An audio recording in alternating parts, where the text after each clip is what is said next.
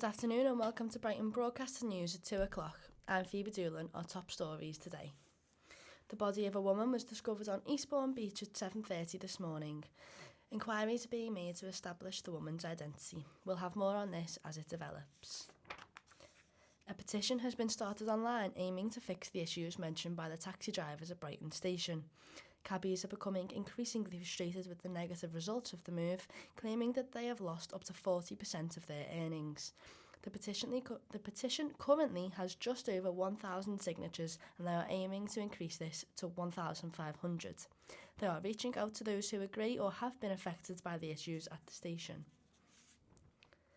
At last night's Children, Young People and Skills meeting, Brighton and Hove City Council met with on-site charity and Brighton Youth Centre committee members unanimously agreed to work with the charities to improve provisions for young people in the city. Kate Stewart reports. Brighton Youth Centre is currently the largest youth service provider in the city. Board members at the centre have been looking into ways to improve the building for some time.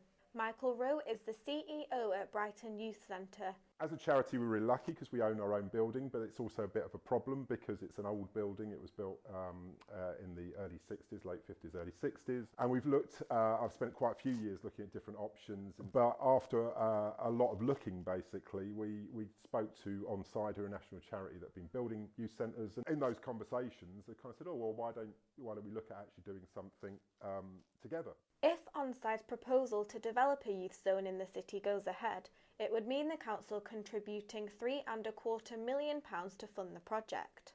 Last night, members of the Children, Young People and Skills Committee expressed their concerns about investing so much money. For now, Onside's proposal is still being considered. Kate Stewart, Brighton Broadcaster News. A local factory in Brighton has been supplying arms to the US and were involved in the creation of the M9 Reaper drone that killed Iran's war general. Danny Ayala reports. The recent assassination of Iran's war general Qasem Soleimani by the US, it has come to light that a Brighton-based company supplied parts to the M9 Reaper drone that carried out the attack. But what is the local opinion of the EDO weapons factory? I'm here at the University of Brighton to talk to students to see how they feel about the weapons factory in Moulsecoomb.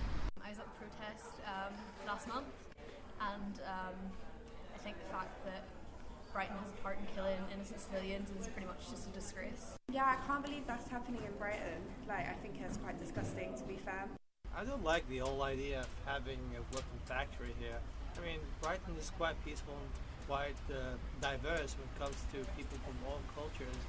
Well, as you can see, student opinion about the weapons factory isn't very popular, and only time will tell to see how this will develop. And now for the sport. The FA Cup returns tonight with 3 Premier League teams in action in the third round replay. Newcastle are at home to Rochdale, Spurs host Middlesbrough whilst Watford travel to Tranmere. And in Europe, Barcelona have confirmed they have sacked head coach Ernesto Valverde, replacing him with Quique Setien. And now for the weather with Jack Oliver. Phoebe. Well, as Storm Brendan continues to sweep across the country, we can expect to see plenty of wind and rain, especially those who live close to the sea. The Met Office has issued a yellow weather warning for wind and rain, so do be careful when out and about in this weather.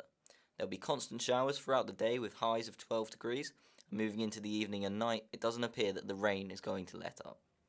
That's all for the updates for now. Back to you, Phoebe. It's 3 minutes past 3 and that's all for now. Join us at 3 for further updates. Goodbye.